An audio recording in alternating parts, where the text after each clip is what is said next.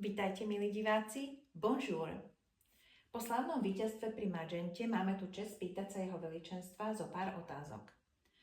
Vaše veličenstvo, celé Francúzsko hovorí o vašom víťazstve pri Magente. Vojaci hovoria, že ste boli priamo na boisku. Aké to bolo stať uprostred delostrelby?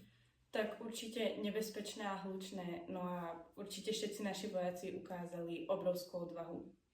Hovorí sa, že ste sa po boji osobne zastavili pri ranených, dokonca pri nepriateľoch. Je to pravda? Áno, je to pravda, pretože verím, že v boji nie nepriateľov a priateľov, ale iba ľudí, ktorí trpia.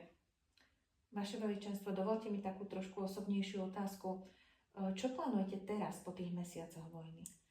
Plánujem si doprieť pár dní odpočinku, no a neskôr sa vrátiť k tomu, čo ma najviac napĺňa, a to je modernizácia Francúzska. Takže cisár mieru, ktorý vie aj bojovať? Áno, je to pravda. Náš cieľ je vždy mier, no niekedy si ho treba aj vybojovať. Ďakujem, vaše veličenstvo. A dovolte mi za všetkých občanov povedať, nech žije cisár. A nech žije Francúzsko. Ďakujeme. Merci.